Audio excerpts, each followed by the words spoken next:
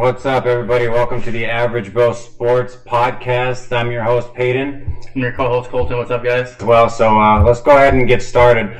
How about we go ahead and get started here with that stupid Cowboys game this weekend? 11 in a row, baby. 11 in a row. Man, I think if anything, that game has to serve as some type of a blueprint to possibly how we can beat the Cowboys at some point. I mean, the Vikings, they played a great game. You gotta admit, you were a little nervous in that game. I mean, I was nervous going into the game just for the fact that, the Vikings, they went 5-0 for a reason. Their defense was stellar throughout the first part of the season. They were coping through all their injuries on offense. No Peterson, no Bridgewater. Bradford was playing, up to the MVP type caliber quarterback. Vikings thought they got a steal of a trade when they got him. After that 5-game win streak, they lost 4 out of their next 5. I was so nervous going into the game just to the fact that their defense and they're playing in Minnesota. But all the ends of the matter today is who comes up with the W. Yeah, but who comes up with the W? I mean, that game was so controversial in so many ways. You got holding calls, and there's penalties that could have gone either way on each team. Scandrick holding. You got Ezekiel Elliott 40-something yard run that got called back. An interception, a crucial interception on the Cowboys. Yeah, that got called back for hands to face, which I thought that was a little stupid. But. That was, it was funny. I was actually, at the end of the game, when Elliott finally broke off another big run in the fourth quarter, or the third quarter, I believe, or late in the game, I was actually, honestly, after he busted the run, I was looking for a flag on the field, because every big play the Cowboys had leading up to that pretty much had a yellow flag on the field. So, I was happy to see that, they were able to overcome the penalties, a lot of them on offense, a lot of drive-killing penalties. But, once again, the Cowboys proved that no matter how bad they play, they can still find a way to win. And they've done that for 11 straight games. I was going into the game and I predicted with this game that Minnesota probably wouldn't win. The only thing me and you agreed on going into this game is that it was going to be a low-scoring game, which it was. We saw, because you sent me that stat earlier where it's the high proficiency offense of the Cowboys. Number one offense or number two offense versus, the highest ranked defense going into the game. So we knew it was going to be a low scoring game, which it was. But what it also showed, though, is the fact that you were saying that it brought up a blueprint of how a team could beat the Cowboys. But what it also showed, too, is that no matter how bad the Cowboys play, they still find a way to win a game. They've done it. They won ugly. Let's put it that way. But I'm saying you have to win the ugly games too. Cowboys defense. They executed in all three phases of the game: special teams, defense, and offense. Offense is going to be what it is: Ezekiel Elliott, Des Bryant, Dak Prescott. The Cowboys defense it's a bend don't break defense. They're not going to blow anybody out of the water. There's a bunch of no-name players. Scandrick and Church, Claiborne. But they executed the three phases of the game. A game that they easily could have lost. Take away the 2 plays of the game where Des Bryant, Harrison Smith blew that coverage and they get down to the 1 yard line. Ezekiel Elliott punches it in easily.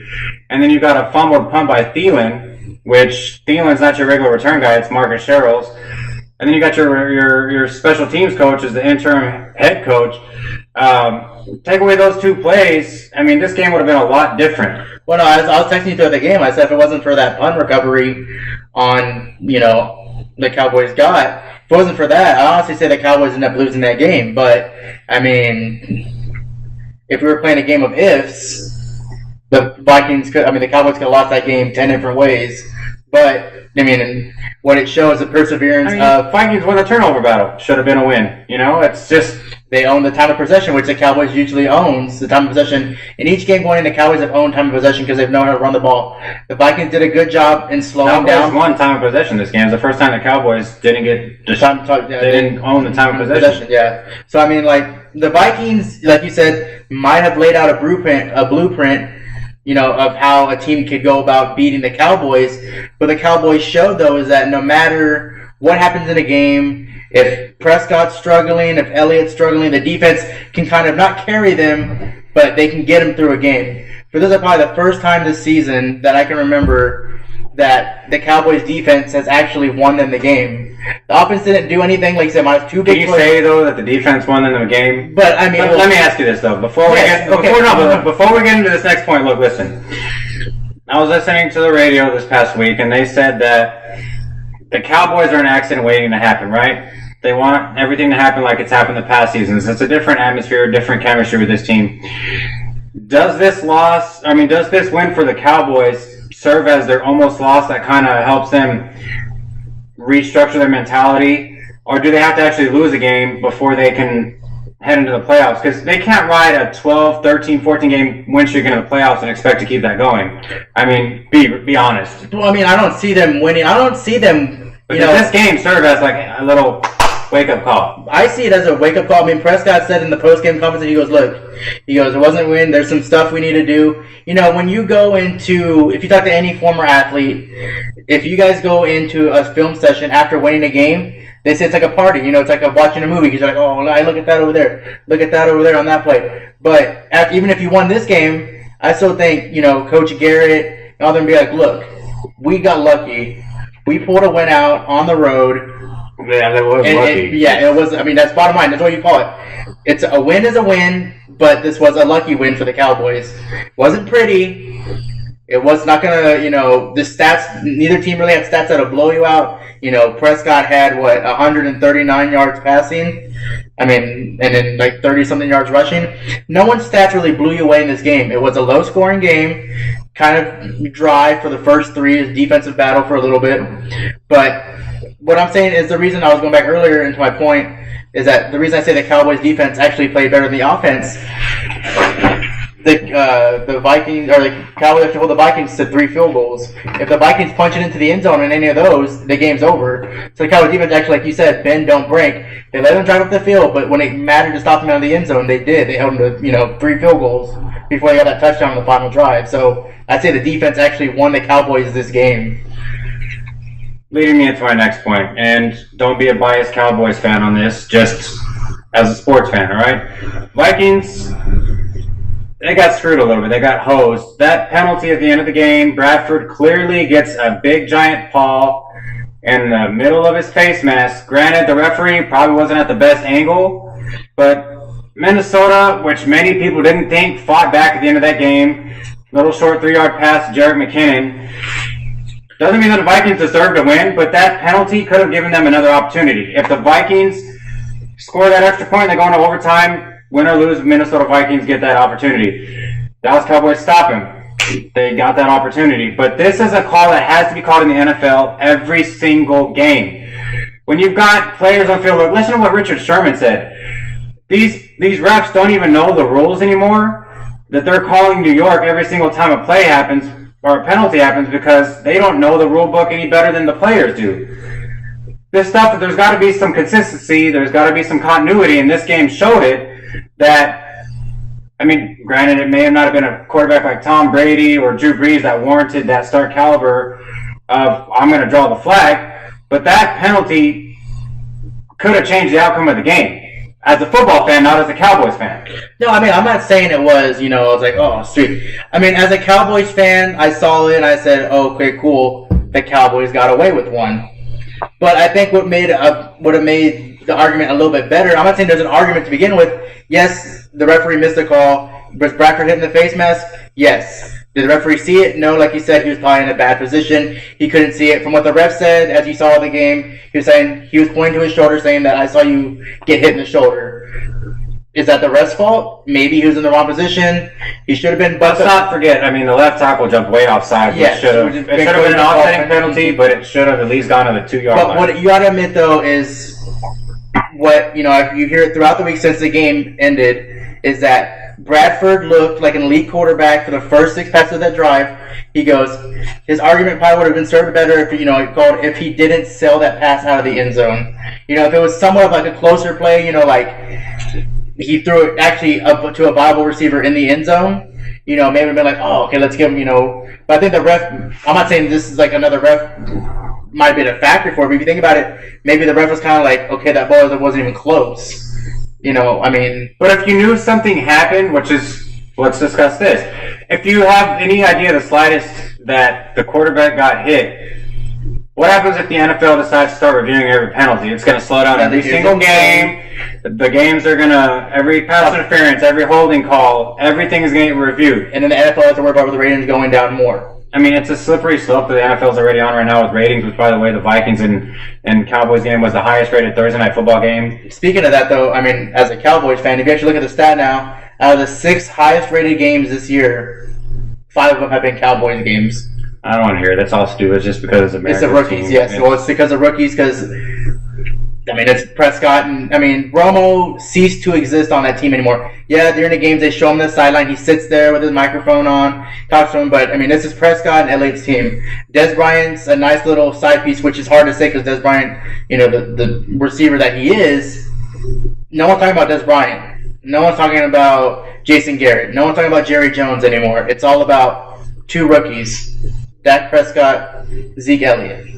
That's the only reason why the ratings are so high. Which, by the way, I don't know if you're watching Twitter on Thursday night. You guys have the most bandwagon fair weather fans. Yeah, no, I don't. I mean, that I cannot stand it. I mean, I can't stand it either. I mean, you have these teams that, I mean, I've been through. I mean, well, granted, I've only been watching the Cowboys, you know, probably since the early '90s. But I mean, you know, I've been a Cowboys fan, you know, every day through the bad, you know, through all those 5-11, 6-10 seasons, you know. And I just hate that all these different, out of nowhere, you have like these random people, you know, like, oh, I got, look, go Zeke, feed Zeke, Dak attack. It's like, where were you guys last year when we were, you know, winning like 1 or 2 games, or, you know, where was it, you know, where, you know, they come out, Cowboys are America's favorite team to hate when they're losing. Like, everyone probably everybody hates Cowboys when they're losing. When they're winning, they're but when they're winning, they're off the damn bushes. Yeah, so I mean, yeah, I gotta admit, I mean, like when we had Derek on here a few weeks ago, he was talking about the Cowboys have the most fair weather fans in the NFL, and I agree with that. I mean, every win the Cowboys start stringing together, more and more fans come out of nowhere, be like, I bet you this guy's like, oh, you know, probably was a Giants fan. All of a sudden, oh, the Cowboys are on an 11-game win streak. Oh, time to switch jerseys. Let me put on my Elliott jersey now. I mean, I don't. Which, by the way, I saw a lot of Cowboys jerseys under those ref uniforms that night. Yeah, funny. I mean, look, let's just call it like it is. Look, so the Vikings lost last night, and it's not because of the ref missing a call, right? They lost because Minnesota's offense isn't that great. They lost because Dallas is an exceptional team. They're playing great right now, and they executed in all 3 phases of the game. Well, let me ask you this. Going into that, you're saying that the offense struggles. Not as a Vikings fan, I mean, not as a Cowboys, I'm asking this question as just a sports fan for you.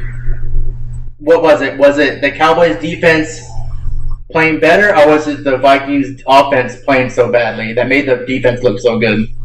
How easy is it to play a half-loaded Vikings team that doesn't have their star running back Adrian Peterson, that's missing both of their offensive tackles? Well, Peterson got action this game. Missing all, Teddy Bridgewater, and 11 different starters at the guard position. I mean, how easy is that? I mean, it's a rotating door at the offensive line. I mean, I give credit to the Cowboys; they won the game.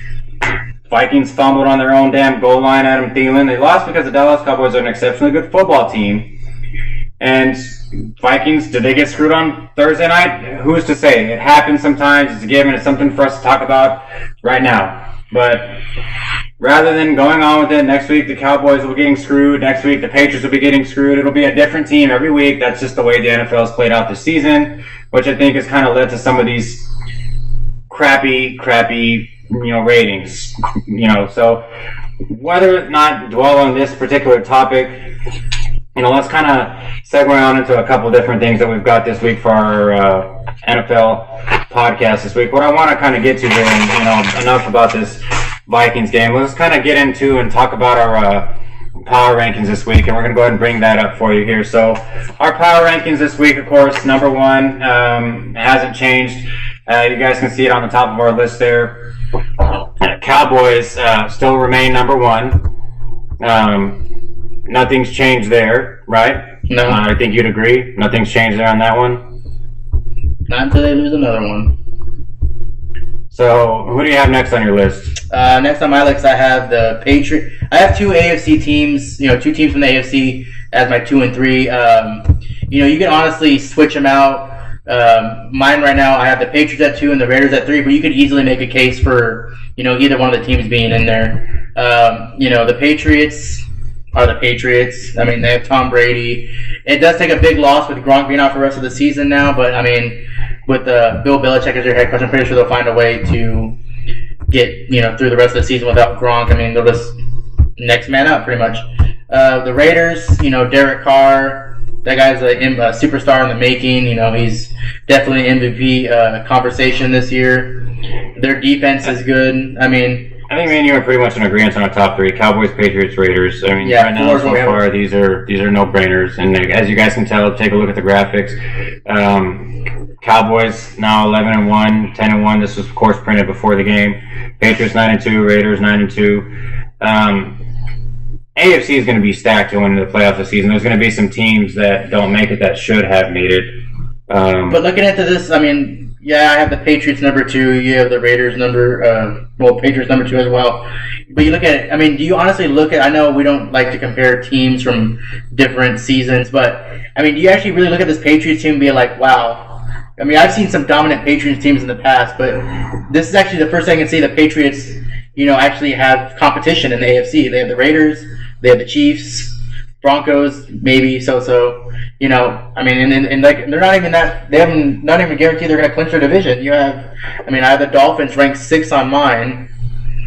You have the Dolphins ranked 9. So Dolphins are moving up. It's not even a guarantee the Patriots might even clinch that division. So yes, I have the Patriots high right now. Who are we kidding though? I know, but I'm saying we got Gronk being out, but they still got a lot. And look what they were able to do with that system without even Tom Brady for half the season or 4 games. So yeah, so let's continue on here. Like we said, me and you are both in agreement for our top 3. 4 is where we start having our first difference. Who do you have for 4 on yours? Right now, of course, as you guys can see on there, we've got the Chiefs sitting at number 4 for mine. Chiefs sitting at 8-3. I think you've got the Giants sitting at 8-3. I'm very critical of the Giants because they haven't beaten anybody. They have beaten all teams with losing records. Heck, the team that the Cowboys just beat on Monday night, the Vikings destroyed. On Thursday night, sorry. The Vikings destroyed them on Monday night a few weeks back. If you remember, Vikings destroyed them when they were riding that nice little 5-0 hot streak.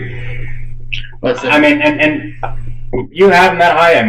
That's on you. I don't know why you got them that high, but they haven't beaten anybody yet. If they beat the Cowboys, maybe they move into that top 3 spot, or maybe they warrant a spot for me where they move up past the top 5 for me. My 4, your 3, my 4, Chiefs, Giants, whatever. Yeah, it's a toss-up. Hey, you know what? Not moving on to number 5 spot. Broncos, Falcons.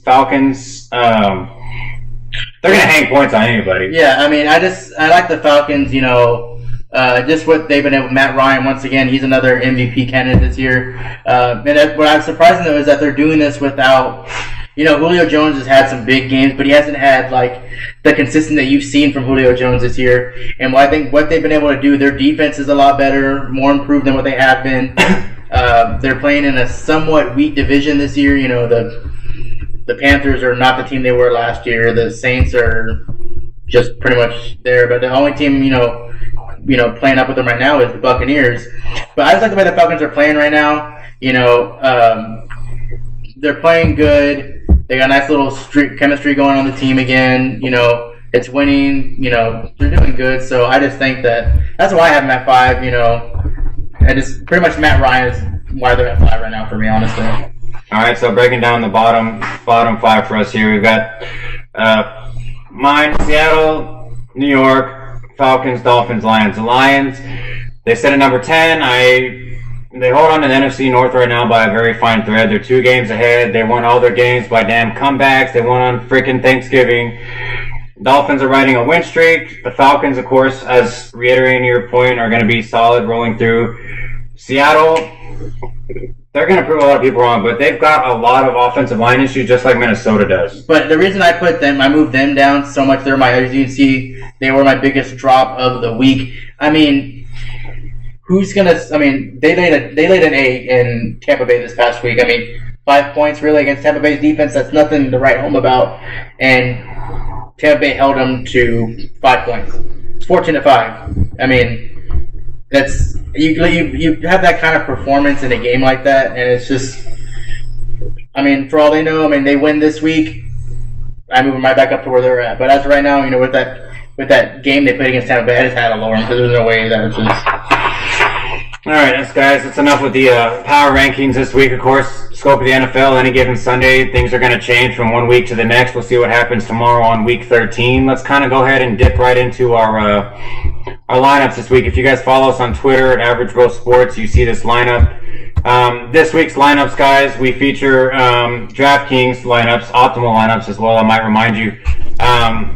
Colton, go ahead and just read off for us your first lineup here. Yeah, the lineup I went with this week is QB Matt Ryan, and I went with Johnson, Rawls at running back. I went Evans, Dorsett, and Lee for my wide receivers. I went Jason Witten as my tight end, but since we did this before, Witten's already laid an egg for me. He didn't no points on Thursday night, so I'm already out on that one. And then my flex, I have LeGarrette Blount. And defense is probably the hardest position to choose this week. I'd agree. But I went with the Eagles against Cincinnati as my defense. So that's my lineup. And as I already said, Witten already went through mine, so Witten kind of already went 0 for 0 on mine already. And Payne, who'd you pick for yours? So, of course, this week I had Derek Carr going as my starting quarterback, sorry. And I had a few others here. Of course, you'll see on there, Ezekiel Elliott, had him play on Thursday night. Scored a solid 20 points. I think you started him too in a couple leagues. And then as far as the rest of my lineups, guys, just going to reiterate and going down the list here. David Johnson. If you're not starting him in your lineup every week, this week is a solid running back number 1. You should. If you're not, you shouldn't be playing fantasy football because you don't know what the hell you're doing. Right? Yes. Tyreek Hill, if you guys remember this last week here, he went off for some major points. I don't think you started him in your lineup. I didn't start him in my lineup. We aren't looking into the crystal ball. But I think you'd agree that, some of these guys did pretty good. One of them being Tyreek Hill, right? Yes. Tyreek Hill, I'm going to have him, of course, guys, stressing these are optimal lineups because you want to be able to use and strategize with the salary cap. You are on a limited salary cap. What's your salary cap here? Mine was actually the full 50,000, so, I went as possibly as best as I could. Like Ben said, this all comes down to strategy. I mean, yeah, you can't, go out there and pick your number one people all the way through. You can't, go, I want to go Antonio Brown, Johnson, Elliott. You're limited on your fantasy, so I'm on your cap. So once you actually pick your quarterback, you start looking at matchups, who has the best matchups, price wise for each player, and take into consideration if a player starts playing better, their price is only gonna go up on DraftKings. So if he's on an upswing like Tyreek Hill, get him right now while he's cheap, and you guys can still get him on DraftKings. Because if he keeps up the pace that he's on right now, with Macklin being out, he's gonna look to get more touches. So just you see these people up and coming. Try to get them while they're hot, but their price is still low. So if you get a low player like that that's still good, you can still... Don't be afraid because Tyreek is visiting in Atlanta. Look, Atlanta, they still rank 20th against opposing wide receivers. I like those odds. And what you can also... What thing you look at too with Tyreek Hill is... a main reason I paid fight from his is that they don't just use him for receiver. He got one of his touchdowns on a 1-yard rush, and he's also used for special teams.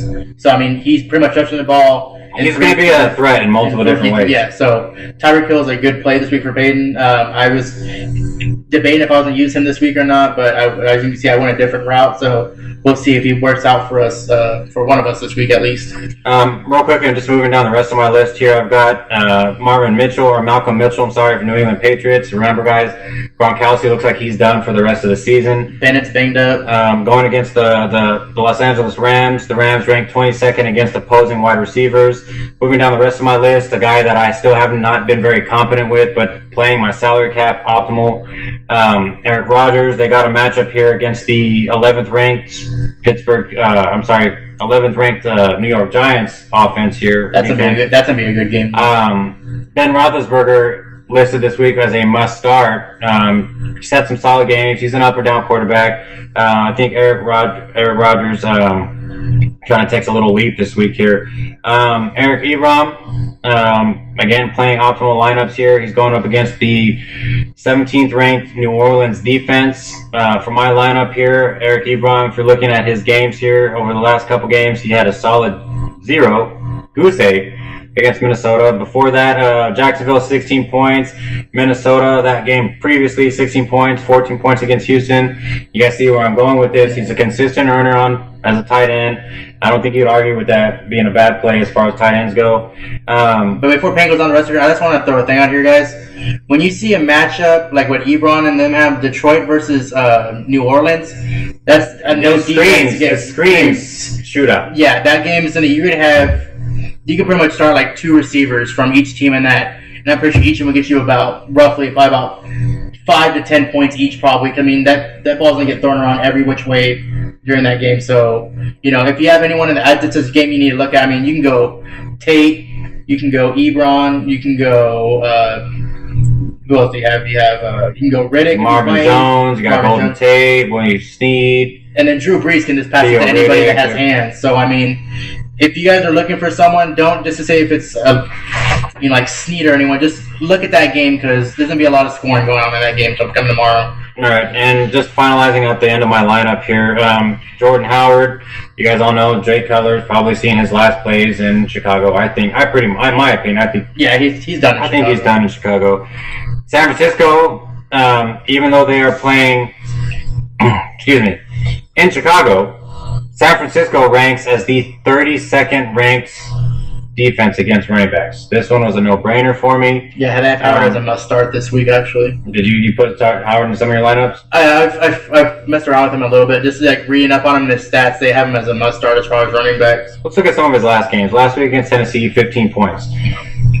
Week 11 against the Giants, 10 points. 12 points against the Bucks. 33 points against Minnesota. 12 points against Jacksonville. 19 points against Detroit. Jordan Howard's not going to do you bad. Solid flex position lineup here. And then the last part of this here, we got the Chargers defense. This, kind of like you, was the hardest part to pick for me because there's not a lot of great defenses out here right now. But defenses usually are the hardest ones to pick. I mean, you don't honestly know when a defense, because since special teams is considered into the scoring of that, you don't know when a team's going to get a punt return or a kickoff return. Like Payne said, we don't look into a crystal ball. We don't know what's going to happen. I mean, honestly, and a touchdown like that could save you can let a team like, let's say, the Saints, who have no defense at all, say 2 of their touchdowns come on a kick return and a punt return. They're going to be your highest scoring defense of the week, probably. So, I mean, like, it's hard judging matchups for defense because you could see, a really good team versus a really bad defense and be like, I'm going to go with that team's defense against that not-so-good offense. It might not work out for you. So, the defense is usually, sometimes, the hardest thing to pick every week. But, I mean, you just got to go with what you feel in your gut is a good matchup, honestly. Yeah, and, I mean, they ranked 20th against Tampa Bay this week as they're facing opposing defenses here. So that does it here as far as our fantasy football optimal lineups for DraftKings. Of course, coming down to the tail end of the season for fantasy football, we will then be diving into, and don't think we just touch on football. We will be taking a look at basketball optimal lineups here. I mean, we're going to touch on everything here, you name it. So kind of transitioning over into a few other things here. College football conference championships are wrapping up this week. Who do you like for your top 4? Well, top 4 right now. Actually, I think the committee got it pretty right with this past week ratings. You got Alabama at number 1, no question there. You have Ohio State at 2, kind of somewhat debatable them to be at 2. They should be in the top 4, no doubt, but 2, I'm not sure. We'll see. 3, they have Clemson, and 4, you have Washington. Now, going into this week already, as you can say, since we're filming this, Washington has already won their conference, so I think they have to be in there regardless of what happens. I mean, they won pretty convincingly. Yeah, so I mean, they beat Colorado, pretty convincingly. So, I think 2 teams that should be in there for sure. Alabama number 1, of course. And kind of to say, I'm sick and tired of Alabama. I cannot wait. But you gotta admit, what they're doing, the committee has it right. Number 1, no doubt. So Alabama 1, Washington. As long as Washington is in the top 4, I mean, those are 2 teams I know for sure have to be in there. But the other 2 could be debatable. Clemson. Clemson could be in there. They have Clemson in there now, but with the final one, if Clemson's not in there, I don't know. But Everyone's making a fight for Michigan to get back in there. I mean, I don't see how losing to Ohio State and them not even in the conference championship game. I don't know how you can see even putting Michigan in there. I don't even think the college football committee wants Washington to be in there, to be honest. They don't want that conference to be in there. I mean, as an automatic qualifier, they don't. But they stress, if you actually read their rules of what they look for, they value a conference champion more than, someone that had a better track record, which is not true, because if that case, then Penn State would be guaranteed in there. But they also, if you look at Washington's non-conference strength of schedule, it's ranked, I think, 127th out of 128th, I believe.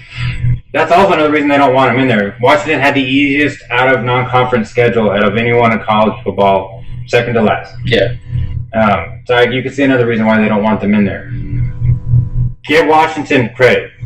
They lost how many games? 2 games? 1 game. 1 game. Okay, so maybe they do deserve a shot. But do they deserve a shot more than Michigan that has a better strength of schedule? That's what I said. I'm glad I'm not part of the committee, because they got a hard decision already as it is.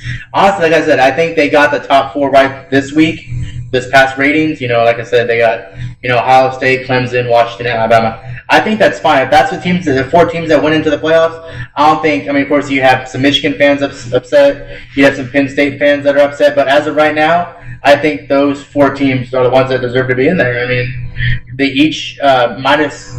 Out of the 4, 3 of them are conference champions, and Ohio State's in there. Just for the fact that they had who they've beaten. They have the most wins against top 25 teams. So we'll dive into. You can talk hours and hours about what 4 teams deserve to be in there. So we'll talk about this come next week. So the bottom line is, I think the top 4 for this week at least are right for right now. Who wins the college football playoff championship? Alabama. I hate to say it, but there's not a single team right now out there. Not a single team out. One team I thought that could have given him a run for their money was Louisville. Earlier in the season, I thought, that'd be a fun matchup to see. Alabama's defense against Lamar Jackson, that Louisville fast-paced offense, that would have been an awesome matchup to see. But with the Louisville season kind of going down, pretty much going downhill, I don't really see anyone that actually really gives it. Maybe Clemson. Deshaun Watson, I think maybe, might give him a little fits, but I just see it's what team's going to lose to Alabama in the conference championship. The championship game right now. I hate to say it. Yeah. It's still bleh. Get it out of your mouth. I can't stand Alabama. I'm sick and tired of them. They knocked out the Longhorns a couple of years in the playoffs. Colt McCoy gets injured. Doesn't never go back in. I can't stand Alabama, but give credit to the organization, Nick Saban, and that recruiting program. They've put together an amazing program. As long as Nick Saban's there, I don't think that they're going anywhere either. Yeah, so, honestly, right now, everyone's been saying it all year long. It's pretty much arguing what team is going to lose to Alabama. It's pretty much what everyone's fighting for now. If you look at it, we don't know what's going to happen. It's sports. Anything can happen. Some team could upset Alabama, but as of right now, it seems like right now, as you're watching Alabama play, it's okay, which team is Alabama going to beat in the championship game? So, as of right now, Alabama looks like they're going to run away with it, but like it's sports, anything can happen, so we'll see. Speaking of that, you saw the news this week. Foreman is actually going to declare for the draft, and he's the number 1 leading rusher in the college football season this year. Yeah, they actually have him predicted as a late first round or an early a late first round. There's got to be some teams that are looking for him in the first round. Oh, I'm not. He's going to be the number 1 running back drafted off the board. But he's not going to be everyone's. The reason he's not going to be like Reggie Bush, where he was drafted. Well, he's not going to be like a Zeke Elliott. Everyone's looking to grab like an Zeke Elliott like the Cowboys did. Everyone's looking to be like, okay, but Foreman was able to do things that Ezekiel Elliott was doing in the playoffs in college football. No matter how bad the Longhorns were losing, Foreman was putting up 100+ on every single team. I think, no matter who they play. Well, they have Foreman right now ranked as the 4th best running back in the which I find hard. Well, I find it hard too, but as of right now, that's what number 1 leading rusher in college football. But is that going to? We've seen a lot of times where the leading rusher in college that doesn't also translate into NFL. It could for him, I hope it does. As a Longhorns fan, I hope he does have that success in the NFL at the next level, but it's not guaranteed. And I think right now he's striking while the iron's hot. His value has never been higher. I agree. I mean, right now is the time. If he's going to join, this is going to be the year for him to declare. And everyone always said that what they're saying going into this whole, Charlie Strong, they said if Charlie Strong would have returned, that most likely Foreman would have returned. I don't believe that. If Strong would have stayed, I still think Foreman would have gone into the draft. But since Herman's there, it's kind of like, okay, yeah, now I'm going to go for the draft for sure. So, I mean, like I said, he's striking while the iron's hot. He had his best season ever. He's not going to be able to duplicate that next season. So, I mean, you have nowhere else to go but to declare for the draft. So, I mean, I wish him nothing but the best. But, I mean, we'll see, like I said, everything. We'll see how this plays out come draft time. I mean, he could have, Well, let me ask this then, just on the record. Where does Foreman end up next season? Who needs a running back? A team that needs a running back? I mean, there's a lot of teams that need a running back. I mean, he can go honestly anywhere. I mean, Jacksonville needs a running back. I mean, who do they really have? They have Ivory and Yeldon. I mean, look at that. Yeldon was a... You can go to Cleveland. You can end up in Cleveland, Jacksonville, Houston. I don't think you want to go to Cleveland. I could see Houston being a good fit for him. Well, I think Cleveland's... I mean, I think Houston got what they like with Lamar Miller right now, though. But, I mean, like I said, anybody could use his type of skills. Is it going to translate his college game into the next level? He would be an amazing fit if Jordan Howard wasn't there. Would be the Bears. The Bears love to pass. Oh my God, even the Packers, he would do great. The Packers need a running game because Eddie Lacy. I mean, even when he was playing, he wasn't. Starks is up there. Yeah, I could see him being with Eddie Lacy and Devontae Foreman. They're the same type of running back. If he goes where he's projected to go, which might mean you might not agree on, but right now they project him as a late first round, early second round, fourth best running back in the draft as of right now.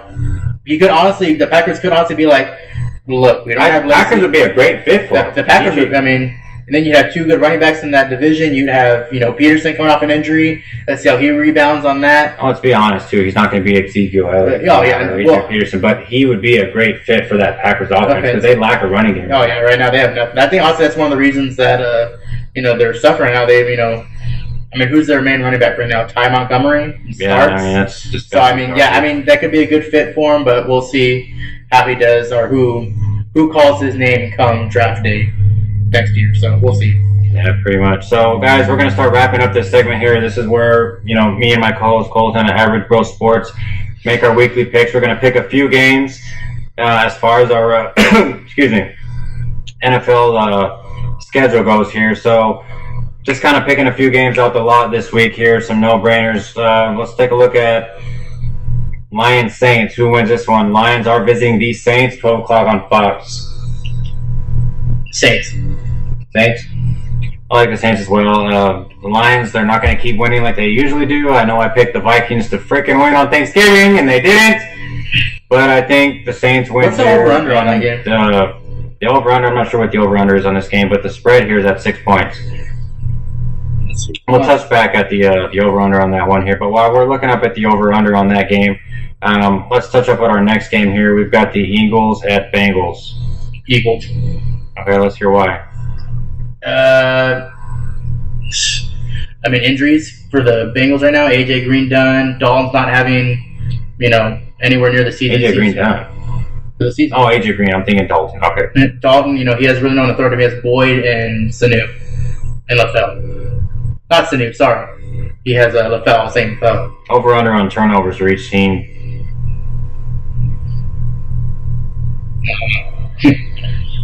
I mean, you could go either way on that one, but just in that one, I think I'm just gonna say Eagles. I mean, that game could be a toss-up, so I'll say Eagles. You're gonna say Eagles in that one? Yeah. And by the way, over-under for the Detroit Lions and Saints games at 52.5 points. That's a ridiculous over-under. Yeah, that's might be higher than that, actually. I'm pretty sure it'll be higher than that, actually, too. You might not do bad. I'll go on the record here saying that I'd put my money on the over for 52.5 points against the Lions and Saints. Again, the Saints are favoring this one by 5.5 points. Our next game of the week here, we've got the Dolphins visiting the Ravens. Does the Dolphins streak come to an end here? Yes. Really? Yes, I think so. I think the Ravens, they've gone through a couple of bad weeks. I think they're leading their division right now, barely, slim.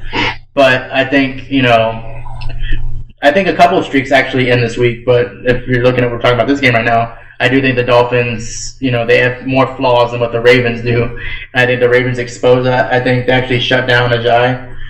And if the Dolphins don't have Ajayi, I don't think Tannehill will be able to carry him to a win. So I'll pick the Ravens now just because of their defense. I'm going to go with the Dolphins that keep running here. They got Jarvis Landry, you got Devontae Parker, you got Tannehill. They're all playing solid. Jay Ajayi. I mean, we saw what the Cowboys did to him, riding the streak. I like the Dolphins to keep winning here. 2 more games we've got for you guys this week, Giants and Steelers. Of course, this is a pivotal one. Giants win. Sets up a nice matchup against the Cowboys next weekend.